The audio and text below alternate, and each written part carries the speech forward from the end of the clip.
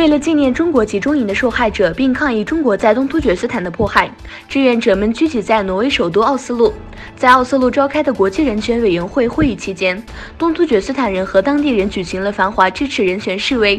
另一方面，东突厥斯坦教育合作协会主席伊达叶提乌古子汗和同行的组织成员应在听布尔诺市长埃尔索伊的邀请，参加了开斋晚宴。晚宴期间，他和市长埃尔索伊就东突厥斯坦问题和土耳其维吾尔人所面临的问题交换了意见。虽然有超过300万的维吾尔族和其他穆斯林被关押在东突厥斯坦的集中营，但中国驻外国领事馆举办开斋晚会，旨在避免国际社会的批评。中国禁止所有主要和基本的伊斯兰教原则，包括祈祷、禁食和朝觐。但在海外，中国外交使团试图开展心理行动，以避免国际批评。中国驻伊斯坦布尔总领事馆宣布，土耳其所有维吾尔族学生都被邀请参加5月27日的开斋晚宴。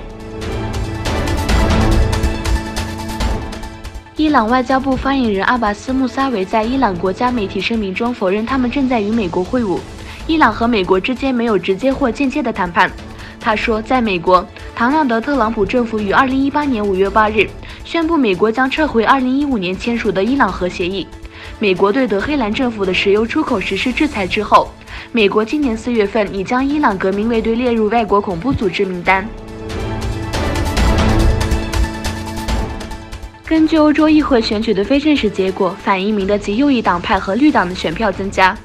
中央党派的选票下降。根据选举结果，欧洲议会公布的估计数表明，支持欧盟的政党仍然占议会的3/4，但也表明民粹主义政党和绿党大大增加了选票。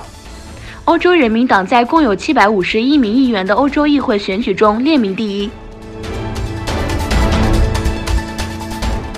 据报道，属于俄罗斯北方舰队的3艘船在挪威和俄罗斯之间的巴伦支海进行了防空演习。该海区是北冰洋的一部分，演习还进行了在交通繁忙的地区针对弱势船舶的机动战术和防御行动。